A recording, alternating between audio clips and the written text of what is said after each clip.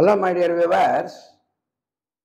I once again warmly welcome you to my channel. గత కొద్ది వీడియోల నుంచి మనం ఉన్నటువంటి 12 టెన్సెస్లో అంటే ప్రజెంట్ టెన్స్లో 4, పాస్ట్ టెన్స్లో 4, ఫ్యూచర్ టెన్స్లో 4 అవన్నీ కాకుండా ఒక ప్రజెంట్ టెన్స్ మరియు పాస్ట్ టెన్స్ ఈ రెండింటిని తీసుకుని మనం 3 కాలాల కింద అంటే టోటల్గా 12 టెన్సెస్ని మనం ఏ విధంగా ఈ రెండిట్లో రాయొచ్చు అనేటటువంటి విషయాల్ని తెలుసుకుంటాం. దానికి తోడు మనం కొన్ని క్రొత్త వెర్బ్స్ కూడా అంటే మనకు రెగ్యులర్గా ఆల్రెడీ మీకు తెలిసే ఉంటాయి, తెలియని ఏమన్నా ఉన్నట్లయితే మనం ఏ నుండి మొదలెట్టి BCDEFG దాకా నేను చెప్పుకోవడం జరిగింది.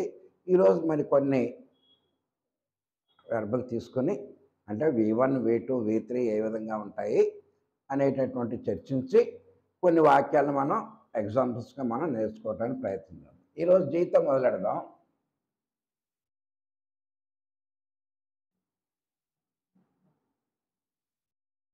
గో వెంట్ గాన్, వెళ్ళుట. చూడండి ఇవన్నీ V1, ఈ V2, ఈ V3.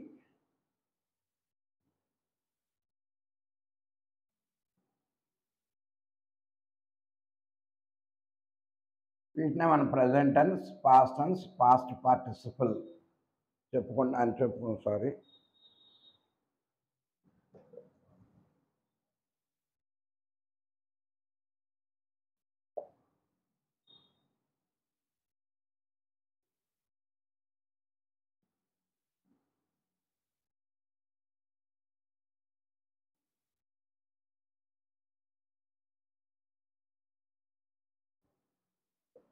వెళ్ళుట. సో 3 వేరుగా ఉన్నాయి కనుక ఇది ఇర్రెగ్యులర్ వెర్బ్ అని చెప్పుకుంటాం. Present tense, past tense, past participle. ప్రస్తుతం వీటితోటి మనకు అవసరం లేదు. తర్వాత next grow, grew, grown. పెరుగుట,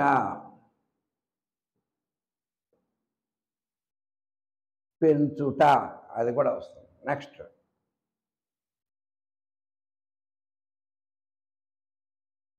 grind,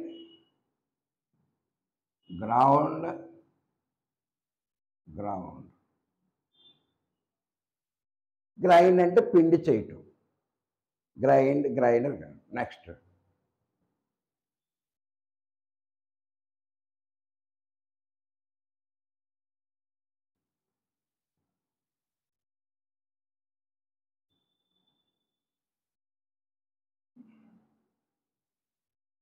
పిండి చేయుట. ఇది గ్లో అంటే ప్రకాశించుట.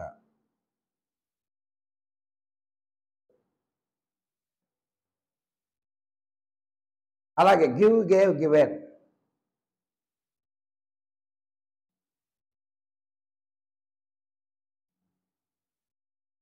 ఇచ్చుట.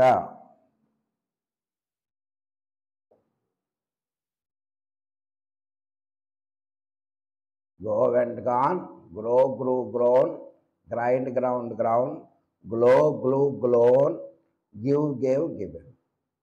ఈ విధంగా మనకి జీ మీద వచ్చేటటువంటివి ఎక్కువగా చూద్దాం. తర్వాత హెచ్ మీద చూద్దాం.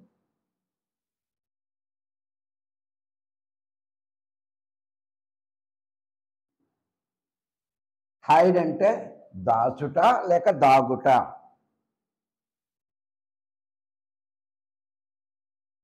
దాచుట లేక దాగుట.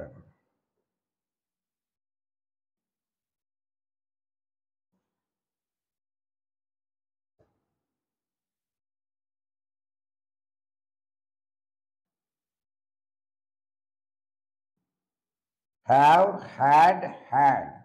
హ్యావ్ అంటే కలిగి ఉండుట. ఇది ఇక్కడ మెయిన్ వర్బ్ కింద ఉపయోగపడుతుంది. ఇదే హ్యావ్ని మనం సహాయక క్రియ కింద ఉపయోగించుకోవచ్చు. ఐ హ్యావ్ ఎ హౌస్, అక్కడ హ్యావ్ అనేది కలిగి ఉండుట అని అన్నమాట. అక్కడ అది హెల్పింగ్ వెర్బ్ కింద ఉపయోగపడుతుంది. So it works as a main verb plus helping verb. అవి కూడా చూద్దాం. మెయిన్ వెర్బ్స్ ఎలాగుంటాయి, హెల్పింగ్ వెర్బ్స్ ఎలా ఉంటాయో అది చూద్దాం మనం. అలాగే హ్యావ్ అంటే కలిగి ఉండటం.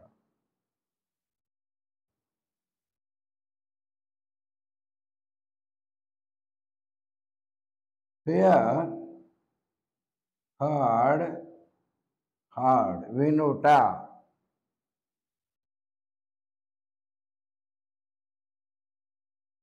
చూసారండి, ఈ విధంగా అంటే ఇక్కడ హియర్, హర్డ్, హార్డ్ ఇదేమో రెగ్యులర్ వెర్బ్ అవుతుంది. 3 వేరువేరుగా ఉన్నాయి కనుక ఇలాంటి వాటిని మనం ఇర్రెగ్యులర్ వెర్బ్స్ అని అంటాం. వీటిల్లో కొన్నిటిని తీసుకుని మనం ఈరోజు సెంటెన్స్లో కూడా ఉపయోగించడానికి ప్రయత్నం చేద్దాం. నెక్స్ట్,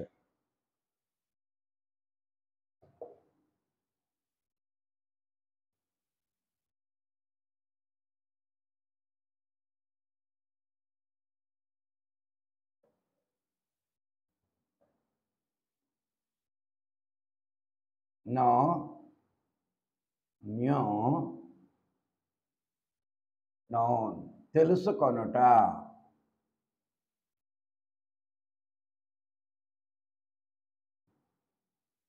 కీప్, కెప్ట్,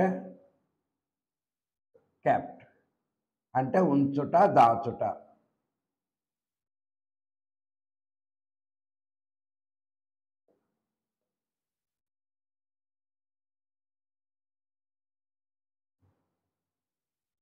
సో ఈ విధంగా మనం ఈరోజు కే వరకు తీసుకోవటం జరిగింది. వీటిని మనం కొన్నిటిని వాక్యాల కింద తయారు చేద్దాం ఎలాగో.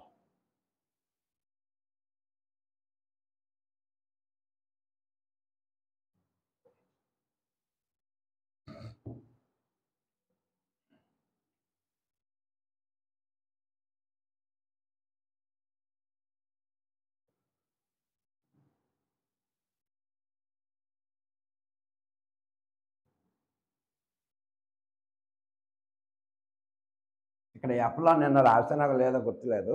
ఫర్గెట్, ఫర్గాట్, ఫర్గాటన్ అంటే మరచిపోవుట అని దీని అర్థం.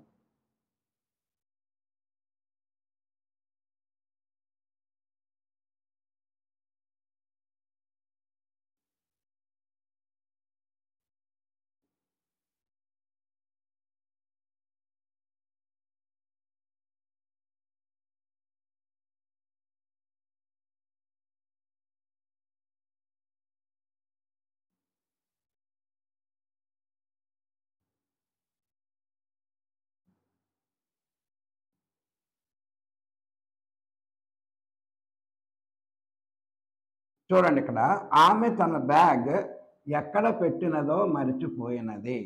మరచిపోయినది ఆమె, షీ ఫర్గాట్ తను మర్చిపోయింది. ఏంటి తన బ్యాగ్?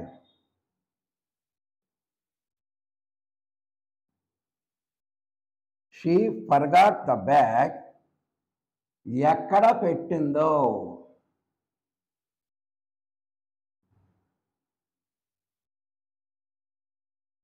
చూడండి ఇక్కడ నేను కావాలని ఈ పదాన్ని తీసుకున్నాను. ఎందుకంటే ఇక్కడ మరచిపోవుట అనేటటువంటి వెర్బ్తో పాటు కీప్ అనేటటువంటి వెర్బ్ కూడా రావాలని తీసుకున్నాను. Keep, kept, kept. కీప్ అంటే ఉంచుట. ఇక్కడ చూడండి, షీ ఫర్గాట్ ఆమె మరచిపోయినది. ఇది సింపుల్ పాస్ట్ టెన్స్. ఎందుకంటే ఒకే ఒక వెర్బ్ ఉంది కనుక ఆ వెర్బ్ పాస్ట్ టెన్స్లో ఉంది కనుక షీ ఫర్గాట్ ద బ్యాగ్ తన బ్యాగ్ను మర్చిపోయింది. ఎక్కడ పెట్టిందో, where did she keep.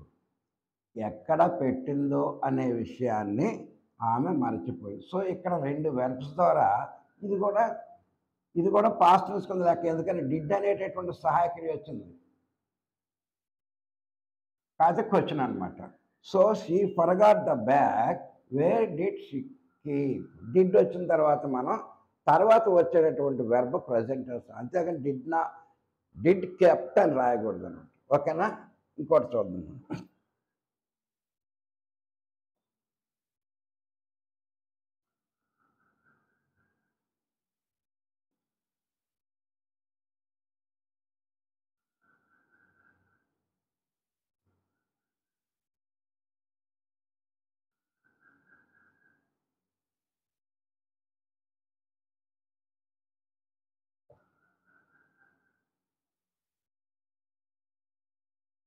Ravi కొన్ని మొక్కలను పెంచుతాడు.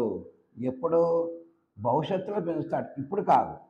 సో పెంచేదెవరు? రవి. ఏం చేస్తాడు? పెంచుట. ఇప్పుడే రాష్ట్రం మనం గ్రో. ఏమిటిని? Some plants. కానీ ఇది బహువచనం అవ్వట్లేదు. ఎందుకని? ఇక్కడ రవి తర్వాత విల్లు కానీ షెల్ కానీ చేర్చలేదు. పైగా ఇక్కడ కాలాన్ని తెలియజేయట్లే, భవిష్యత్తును తెలియజేసేటటువంటి కాలాన్ని. అప్పుడు ఇది ప్రజెంట్ టెన్స్ అవుతుంది. కానీ మనం తెలుగులో తీసుకున్నటువంటి వాక్యం భవిష్యత్తును తెలియజేసేటట్లుగా ఉంది. సో ఇక్కడ Ravi grows some plants next month. లేదా Ravi will grow some plants. ఇప్పుడు నెక్స్ట్ మంత్ లేకపోయినా పర్వాలేదు. ఎందుకని? రవి విల్ అనేటటువంటి భవిష్యత్తు వచ్చేస్తుంది కనుక. సో ఈ విధంగా మనం ఆ ఇచ్చేటటువంటి క్రియలు అది ఏ దేంట్లో ఉంది? ప్రజెంట్ టెన్సా, పాస్ట్ టెన్సా, ఫ్యూచరా? సహజంగా రెండింటితోటే మనం 3 టెన్స్లో రాయాలి కనుక ఈ విధంగా మనం తెలుగులో భావాన్ని. సో ఇప్పుడు మనకి ఈరోజు నేను తీసుకున్నటువంటి థంబ్నెయిల్ ఏంటి?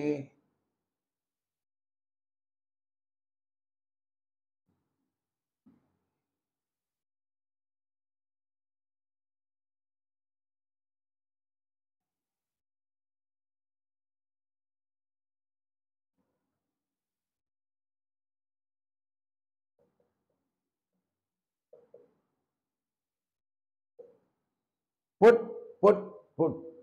పుట్ అంటే పెట్టుట.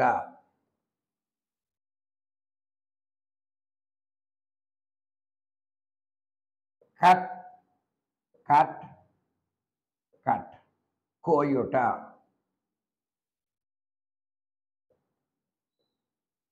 హిట్ హిట్ హిట్ అంటే కొట్టుట. Shut shut shut. మూయుట.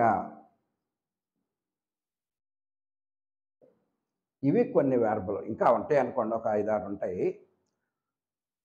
మరి ఇక్కడ put put put, cut cut cut, hit hit hit, shut shut shut. ఇవి 3 ఒకలాగానే ఉన్నాయి. అంటే V1లో పుట్టే ఉంది, V2లో కూడా పుట్టే ఉంది, V3లో అంటే ప్రజెంట్ టెన్స్లో, పాస్ట్ టెన్స్లో, పాస్ట్ పార్టిసిపల్లో కూడా 3 ఒకేలాగా ఉన్నాయి. మరి వీటిని ఎలా మనం ఏది ప్రజెంట్ టెన్సో ఏది పాస్ట్ టెన్సో మనకు ఎలా తెలుస్తుందండి? ఇలా ఉంటే తెలియదు. మనం వాక్యంలో పెట్టి చూద్దాం. దాన్ని బట్టి ఉదాహరణకి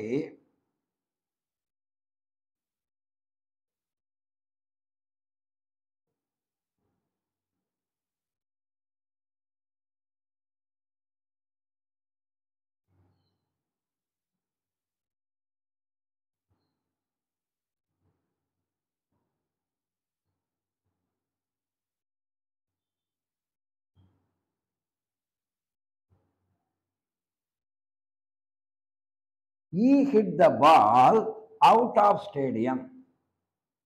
అతడు బాల్ని కొట్టాడు. సహజంగా అవుట్ ఆఫ్ స్టేడియం అంటే ఈ బేస్బాల్ కానీ క్రికెట్ కానీ ఇలాంటివి ఆడినప్పుడు ఆ ఫోర్స్కి ఒక్కోసారి జనాల్లో పడిపోతూ ఉంటాయి, లేదా స్టేడియం దాటి అవతల మనం చాలా చూస్తాం 6లో ఇలాంటివి కొట్టడం. సో ఇక్కడ ఈ hit the ball out of stadium. అతడు కొట్టాడు ఏది? బాల్ని. ఇక్కడ క్రికెట్ అనుకుందాం. అవుట్ ఆఫ్ స్టేడియం అంటే స్టేడియం బయటికి అని అర్థం. సో ఇక్కడ హిట్ అనేటటువంటి వెర్బ్ ఉంది. ఈ వాక్యం ప్రజెంట్ టెన్స్లో ఉందా, పాస్ట్ టెన్స్లో ఉందా? చెప్పలేం. ఎందుకని? ఇక్కడ హిట్ ఇక్కడ ఇదే వస్తుంది, పాస్ట్ టెన్స్లో ఇదే వస్తుంది, ఫ్యూచర్లో కూడా ఇదే. సరే ఇది ఫ్యూచర్ కాదు, ఎందుకని? ఇక్కడ వీళ్ళు కానీ షెల్ కానీ లేదు కనుక వాటి క్లారిటీ వచ్చేస్తుంది. మరి ప్రజెంట్ టెన్సా పాస్ట్ టెన్సా అనేటటువంటి తెలియాలంటే ఇలా హిట్లు కానీ కట్లు కానీ పుట్లు కానీ షెట్లు కానీ మన వాక్యాల్లో ఉపయోగించేటప్పుడు కంపల్సరీగా కాలాన్ని తెలియచేయాలి. ఆ కాలం కానీ తెలియచేయకపోతే కన్ఫ్యూజన్లో అవుతాం. ఇది ప్రెజెంట్ టెన్స్లో ఉపయోగించాడా, పాస్ట్ టెన్స్లో ఉపయోగించాడా? ప్రెజెంట్ టెన్స్ ఫ్యూచర్ అంటే కంపల్సరీగా షల్ కానీ వీళ్ళు కానీ ఉంటుంది, లేదా ఇక్కడ కంపల్సరీగా టైం వస్తుంది కనుక. సో ఇలాంటి వాటిని మనం అప్పుడు ఏం చేయాలన్నమాట, ఈ hit the ball out of stadium in the yesterday match. ఇవాళ దీన్నే మనం కంటిన్యూషన్ తీసుకున్నాం. అతడు hit the ball out of the stadium, అతడు ఆ బాల్ని అవుట్ ఆఫ్ ద స్టేడియం కొట్టాడు అని వచ్చేస్తుంది, అంటే జరిగిపోయిన క్రియ అని వచ్చింది. ఎలా తెలుస్తుంది హిట్ జరిగిపోయిందని? ఇన్ ద ఎస్టర్డే మ్యాచ్, నిన్న జరిగిపోయినటువంటి ఆటలో, మ్యాచ్లో అతడు ఆ బాల్ని అవుట్ ఆఫ్ ద గ్రౌండ్ కొట్టాడు సిక్సర్ కింద. సో అప్పుడు ఇదేమవుతుందండి, ఆటోమేటిక్గా ఇక్కడ కంపల్సరీగా టైం ఇచ్చాడు, ఆ టైం పాస్ట్ టెన్స్లో జరిగిపోయినట్టు తెలుస్తుంది కనుక ఇక్కడ హిట్ ఏమవుతుందన్నమాట, పాస్ట్ టెన్స్ అవుతుంది. ఓకేనా మై డియర్? మరి ఒకవేళ ఇది ప్రెజెంట్ టెన్స్గా ఉండాలనుకోండి, చూడండి సేమ్, లేకపోతే ఇంకోటి తీసుకోండి.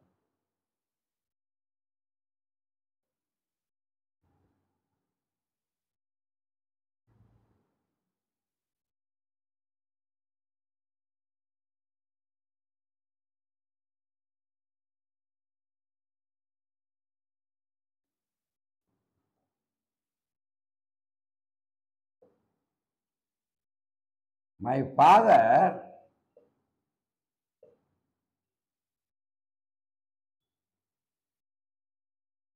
Put the gold in the bank.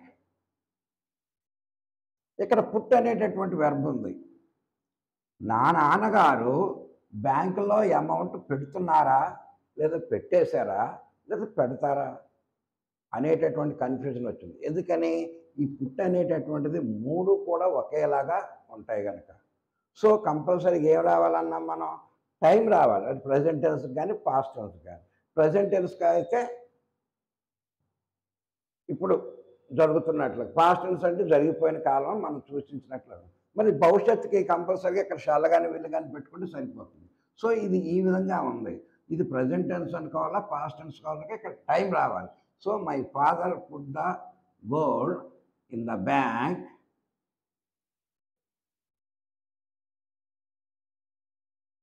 In an hour. My father put the gold in the bank in an hour. మా నాన్నగారు ఒక గంటలో, మరి రేపో సాయంత్రం అయితే మళ్ళీ అది భవిష్యత్తులోకి వెళ్ళిపోతుంది. ఒక గంటలో అమౌంట్ గోల్డ్ని బ్యాంకులో దాచుదామని అనుకున్నారు. పెట్టడం, పుట్ అంటే పెట్టడం అనమాట. సో ఇన్ ఎన్ అవర్ అంటే ప్రజెంట్, ప్రస్తుతం అనమాట. సో ఇక్కడ పుట్ అనేటటువంటి వెర్బ్ ప్రజెంట్ టెన్స్. సో ఈ వాక్యం ప్రజెంట్ టెన్స్లో సింపుల్ ప్రజెంట్ టెన్స్లో ఉన్నట్టు అర్థమైందండి. మరి భవిష్యత్తు కావాలంటే అలాగా, భవిష్యత్తుకు మనం షర్ట్ తీసుకుందాం.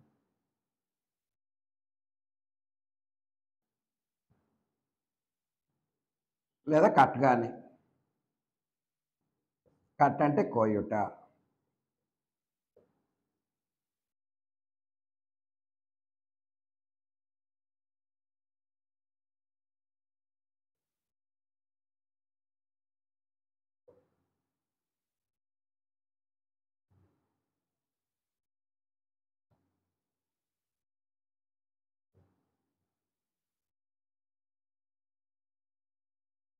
ద గార్డెనర్ అంటే తోటమాలి విల్ కట్. ఎప్పుడైతే ఈ కట్ అనేటటువంటి వెర్బ్కి విల్ చేర్చామో ఆటోమేటిక్గా భవిష్యత్తు అయిపోతుంది. The gardener will cut the unnecessary plants tomorrow. మాకు ఒక తోట ఉంది, ఆ తోటలో పని చేయడానికి ఒక మనిషిని పెట్టుకున్నాం, తోటమాలి. రేపు పిచ్చి మొక్కలు పెరిగిపోయినారా బాబు చూడంటే, లేదండి రేపు కట్ చేసి వస్తానండి. సహజంగా మనం ఈ పెద్ద పెద్ద గార్డెన్స్లో వీటిల్లో ఈ పెద్ద కత్తిరిలాగా ఉంటుంది.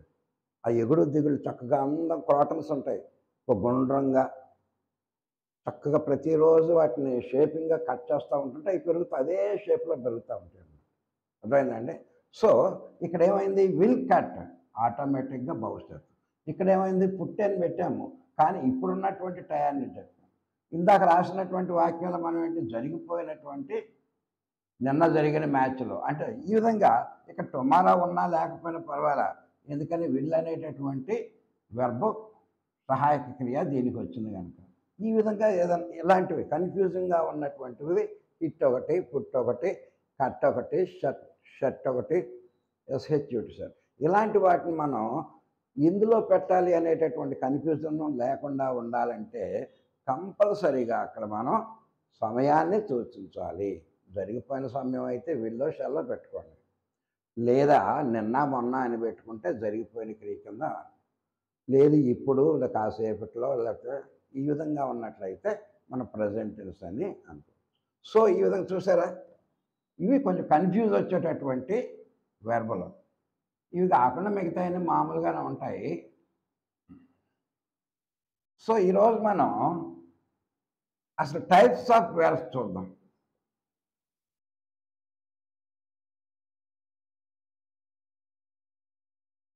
సహజంగా మనం వాక్యాల్లో వెర్బలు రాస్తూ ఉంటాం. ఏది రెగ్యులర్ వెర్బ్ కానీ రెగ్యులర్ వెర్బ్ కానీ. గో వెంట గాన్ 3 వేరువేరుగా ఉన్నాయి కనుక ఇర్రెగ్యులర్ వెర్బ్.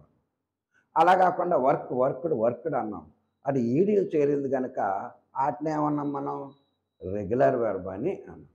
ఇవే కాకుండా ట్రాన్సిటివ్ అండ్ ఇంట్రాన్సిటివ్ అని వెర్బలు ఉంటాయి. ఫస్ట్ రకం ఏంటంటే regular verb, irregular verb.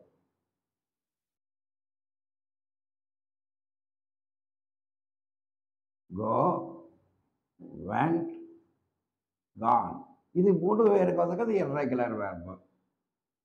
Worked,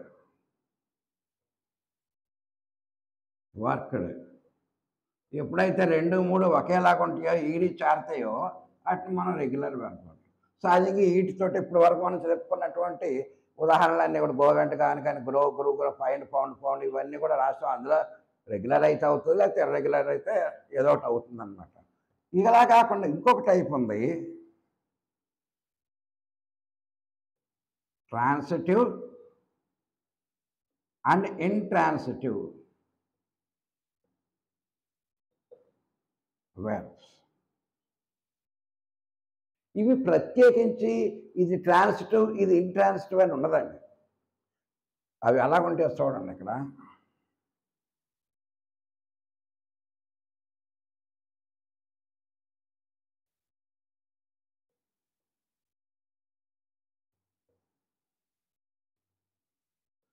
ఇక్కడ ఎయిట్ అనేది సహజంగా జరిగిపోయిన క్రియని తెలియజేస్తుంది.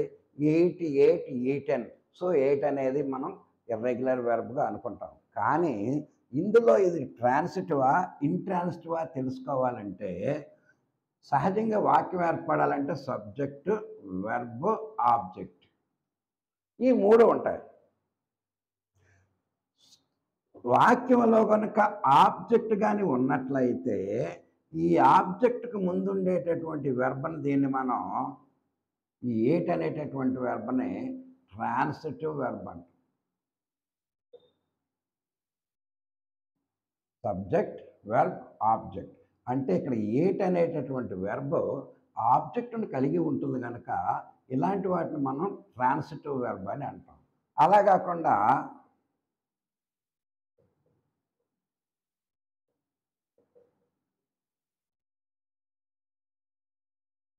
They play in the ground, ఇక్కడ ప్లే అనేటటువంటి వెర్బ్ ఉంది.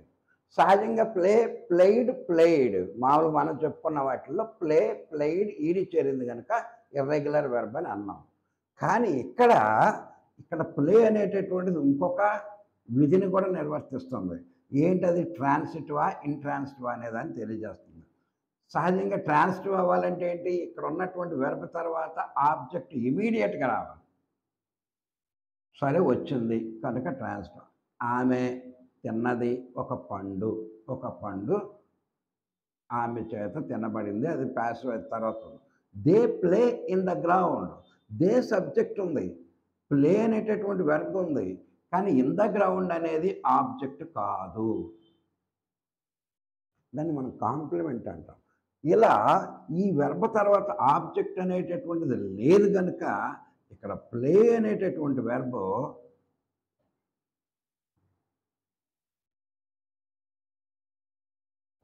ఇంట్రాన్సిటివ్ అయింది.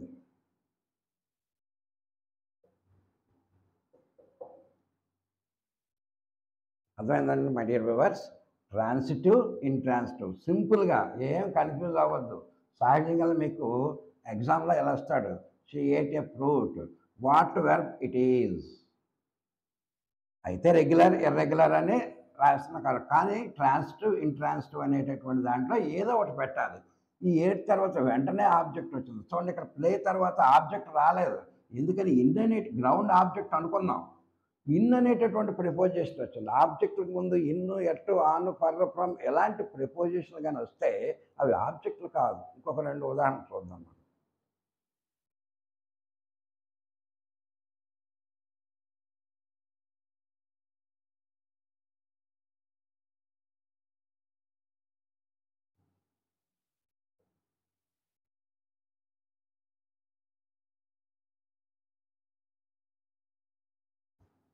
Father wrote his office documents.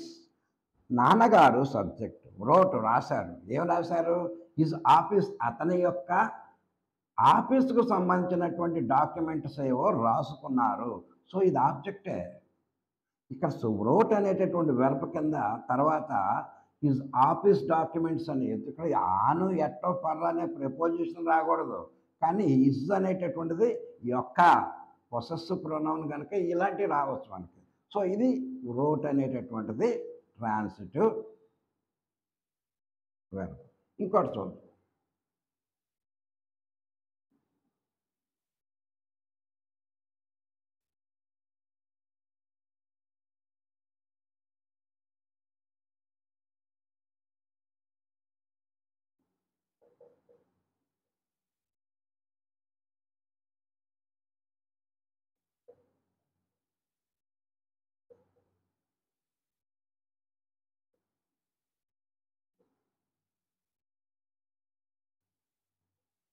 She dances in the theatre లేదా auditorium, stadium. She dances in the theatre with many people attended. చాలామంది ప్రజలు అటెండ్ అయినటువంటి ఆ థియేటర్లో ఆమె డ్యాన్స్ చేస్తూ ఉంది. Present tense. ఇక్కడ ఇది వెర్బ్, ఇది subject. In the theatre, theatre object అనుకుందాం అనుకోండి, లేదా పీపుల్ అని అందాం అనుకోండి, అనుకోవటానికి అవకాశం లేదు. ఆబ్జెక్ట్ కాదు, ఇది కూడా కాదు. ఎందుకని ఇన్ అనేటటువంటి ప్రిపోజిషన్ వచ్చింది కనుక. ఆబ్జెక్ట్ డైరెక్ట్గా ఏమి ఉండకూడదు, వెర్బ్ తర్వాత డైరెక్ట్గా వచ్చేయాలి. అంతేగాని ఆబ్జెక్ట్ వెర్బ్ తర్వాత ఇన్నో, ఆను, ఎట్టో, ఫర్ ఎలాంటివి వచ్చినాయి అంటే ఇవి ఆబ్జెక్ట్ కాదు. మీరు ఎంత పెద్ద పదం రాసినా కానీ ఇది ఇందులో ఆబ్జెక్ట్ లేనే లేదు. అలాంటప్పుడు ఈ డాన్సెస్ అనేటటువంటిది ఏమవుతుంది? Intransitive verb. అర్థమైందండి? ఈ విధంగా మనకి ఇవి తెలుసుకుండాలి. అంటే ఇప్పుడు వరకు మనం ఎన్ని రకాలైన వెర్బులు చూసాము? రెగ్యులర్ వెర్బ్ చూసాము, do, did, play, played, played, ఈడి చేరినటువంటిది రెగ్యులర్ వెర్బ్ చేసాము. స్లీప్, స్లెప్ట్, స్లెప్ట్ అనేటటువంటిది. ట్రాన్సిటివ్ వెర్బ్ అంటే ఏంటో చూసాం మనం. వెర్బ్ తర్వాత ఆబ్జెక్ట్ కానీ ఉంటే అది ట్రాన్సిటివ్ వెర్బ్ అవుద్దని. వెర్బ్ తర్వాత ఆబ్జెక్ట్ కానీ లేకపోతే, సహజంగా వాక్యం ఏర్పడాలంటే సబ్జెక్ట్, వెర్బ్, ఆబ్జెక్టులు ఉండాలి. కంపల్సరీగా ఆబ్జెక్ట్ ఉండాలని రూల్ ఏం లేదని చెప్పుకున్నాం కదా. కానీ సబ్జెక్ట్ వెర్బ్ మాత్రం కంపల్సరీగా ఉండాలి. సో వెర్బ్ తర్వాత వచ్చేది డైరెక్ట్ ఆబ్జెక్ట్ అయితే అది ట్రాన్సిటివ్ వెర్బ్ అవుతుంది. అంతేగాని దానికి ముందు వెనక ఏం రాసి ఉండవు. ఆ వెర్బ్ ఆబ్జెక్ట్ ఉందా లేదా అనేటటువంటి దాన్ని బట్టి మనం. సో ఇప్పుడు మనం ఇక్కడ చూసాము డ్యాన్స్ అనేటటువంటిది అందులో వచ్చింది. డ్యాన్స్, డ్యాన్స్, డ్యాన్స్ రెగ్యులర్ వెర్బ్లో వచ్చింది. అక్కడ ఆ విధంగా ఉపయోగపడుతుంది, ఇక్కడ ఈ విధంగా ఉపయోగపడుతుంది. ఈ విధంగా మనకి వెర్బల్లో రెగ్యులర్, ఇర్రెగ్యులర్, ట్రాన్సిటివ్, ఇంట్రాన్సిటివ్. తర్వాత రేపు మనం active verb and passive verb. Verb అదొక 2 రకాలు. అలాగే డైరెక్ట్ వెర్బ్, ఇండైరెక్ట్ వెర్బ్. ఎందుకంటే ఈ వాక్యాల్లో ఇవన్నీ కూడా మనం ఉపయోగించడానికి అవకాశం ఉంది. సో, ఈరోజు నేను చాలా క్లుప్తంగా చెప్తున్నాను. ఎందుకంటే బయట వాతావరణం అసలు ఏం బాగోలేదు. ఎప్పుడు కరెంట్ పోద్ది అనేటటువంటి ఆల్రెడీ ఫుల్ మబ్బుగా ఉంది. Please excuse me. So, if that is it for today. If you like it, as usually I humbly request all of you to please subscribe my channel, send to your friends, and think about super thanks. Thank you.